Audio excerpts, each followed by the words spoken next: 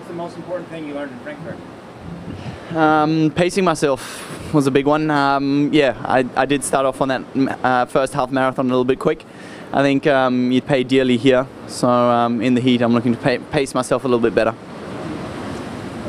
You have a unique perspective on this age-old conversation in triathlon of the ITU versus Ironman. How do you compare what your body goes through in an Ironman to what you experience in an ITU race? In an ITU race, if you stop after 3 minutes, you're good, and you think you could have done it faster. In Ironman, when you stop a week later, you're still convinced that you couldn't have gone any harder. That last hour was truly horrible in Frankfurt, and I actually forgot all about it until I watched the recap of the race. And it's that sort of enduring mental battle that goes on that makes Ironman very unique to me. Do you think the very high-end output that you've shown in the 70.3s you raced over the past 12 months gives you an advantage over some of the athletes here that may not be able to hit that high gear?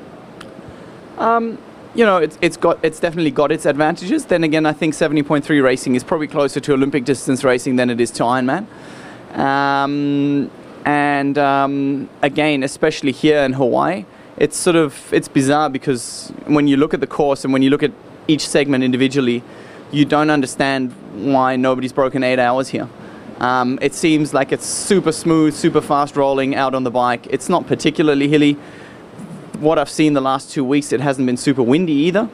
But somehow, obviously, the heat and humidity seem to have an effect that is something that you can only grasp once you're in the race. So I think that sort of pacing, and especially not having those peaks and not running out in 3:20 per kilometer, sorry, I'm still in kilometers, is sort of something that could be more advantageous here. So you think patience is what can make the difference between a Luc van Lierde debut as opposed to a Macca debut for you? I would definitely say so. It's just planning the race and having a great deal of respect for the race also, I think helps. Just to sort of wait your turn, and the second half of the marathon can still decide a lot of things. So do you feel like you need to wait your turn and pay your dues before you can have a good hit out here, or do you think you're ready to be on the podium now? I'm happy to wait for 6 hours and wait my turn and take it from there. Thank you very much.